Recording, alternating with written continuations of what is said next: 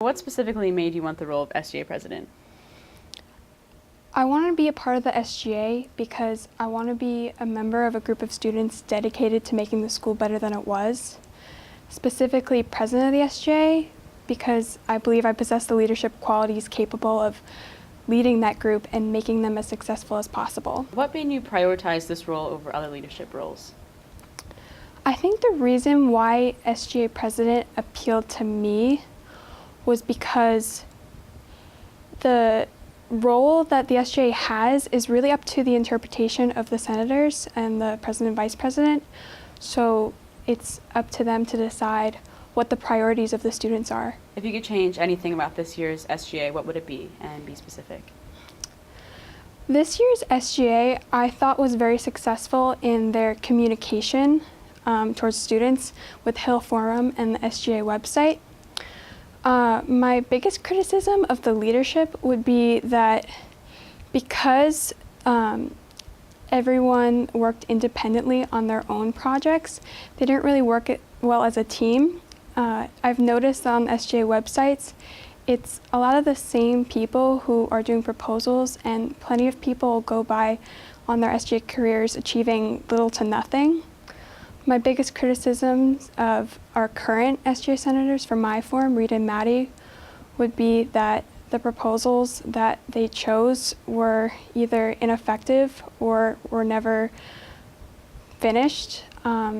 Reed's proposal to open the library open to underformers was never completed, and Maddie's bulletin board proposal never really achieved the results I think that her initial idea thought. I didn't feel that she really followed through. What power do you think the SGA has? I think the SGA has a lot of untapped potential over influence of the student body. I think that they can be really positive leaders or slightly negative leaders. It's all about how they approach their role. Like as SGA president, Manchu's up there every day, and his puns may seem little and small, but it can have a positive impact on someone's day. Without having a primary caucus this year, you have only one chance to speak to the voters rather than two. What strategies will you specifically use to make sure your message is reached most effectively? The strategy that I would use, I think that I've really distinguished myself among the candidates because my words have merit. You know, my actions have been, my goals have been achieved throughout my time at Hill. The goals I've set to achieve projects like Over the Hill, the Saturday program at the Boys and Girls Club, Spark, or the recent prefect evaluation, those were all achieved.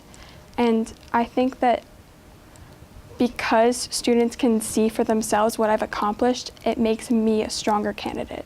In your eyes, what is the relationship between the SGA and the student body, and more specifically, how do you plan on utilizing it? The relationship between the SGA and the student body, I think it's a lot closer than it has been in years past with recently, like the Hill Forum and the SGA website.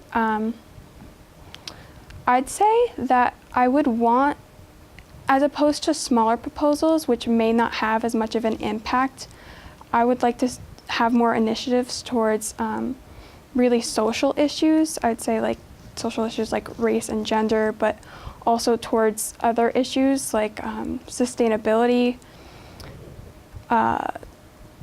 prefects, their role in being role models to their prefectees, things like that. And lastly, what are 3 specific goals you plan to accomplish as SGA president? 3 specific goals. My first goal is definitely, as I mentioned before, I want every person on the SGA to be effective in their role.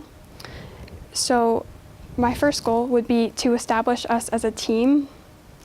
My second goal, I guess, would continue to have a positive influence just by being optimistic over our student body and our school in general.